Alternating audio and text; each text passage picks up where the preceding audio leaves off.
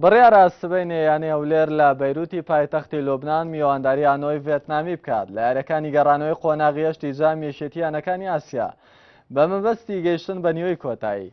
لەم راپۆرتەدا زانیاری زیاتر پێکەوە دەبینین.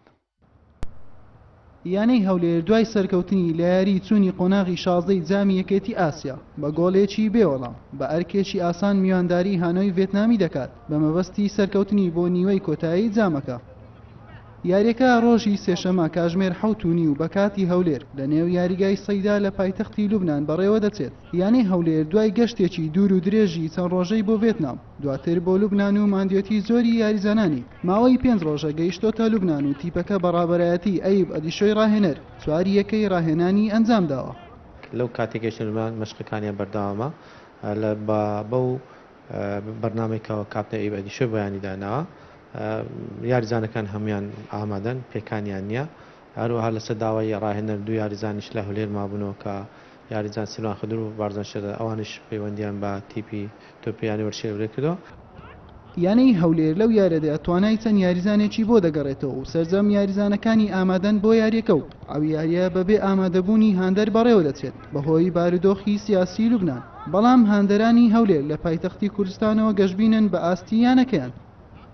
بەڕاستی لە یاری چوون چەند خاڵێکی لاوازمان بینی لە یانەی هەولێر، بەڵام خاڵەکان لەوانەیە کاریگەری کێشەی دارایی و کاریگەری سەفەر نەکردنی هەندێک یاریزان بێتن، بەڵام لەگەڵ ئەوەشدا ڕاهێنەر هەڵەی هەبوو لە دروستکردنی پێکاتەکە و دانانی پێکاتە. لە یاری گەڕانەوەش تا ڕێدەیەک یەکجار زۆر گەشتبینم بەوەی کە یانەی هەولێر دەگاتە یاری پێشکۆتایی. بەڕاستی مدەڕیب دەبی بەرنامەی تۆکمەی هەبیلۆ یاری سبێنێ چکە یاری سبێنێ نەتیجەی مان و نەمانە، یعنی لە بۆ نادیاربیل گەشتبینم بە سەرکەوتنیش. تیپەکەی پایتەختی کوردستان بەهۆی قەیرانی داراییەوە ئەم ساڵ نەیتوانی کەمپی ڕاهێنان و تاقیکردنەوەیەکی بەهێز بەرامبەر تیپێکی هاوشانی ئەنجام بدات. شارەزایانی وەرشیش یاری نەکردنی بە کۆمەڵی یاریزانان بە خاڵی لاوازی یانەی هەولێر دەزانن. ئەوەی ڕاستبێتن دوای ئەو بارودۆخی لەنێرسی پێدا تێدەپەڕی و توانێت دەرەوە یاریگای خۆی لەگەر یانیوەچی هانۆی ڤێتنامی بتوانانی دەرەوە یاریگای خۆی یەکبێز باتەوە و ئەنجامێکی زۆر باش بوو. پێویستە ڕاهێنەر و یاریزانان زیاتر بی لەو بکەنەوە کە ئەم زەمانی لە بەلاوە نێن زیاتر هەوڵدەن یاری بە کۆمەڵ بکەن و زیاتر متمانیان بە خۆیان ئاستێکی باش پیشاندەن و زوو گۆڵ بکەن و بۆی بتوانن لە خولەکە بەردەوام بن و خۆیان بگەینە قۆناغی داهاتووی جامی یەکێتی ئاسیا. یانەی هەولێر 4 جار بەشداری کردووە لە جامی یەکێتی یانەکانی ئاسیا. باشترین ئەنجامی لە وەرزی 2011-2012 بوو کاتێک گەیشتە یاری کۆتایی پاڵانتیەکە، بەڵام بەیانەی کوێتی دۆڕە.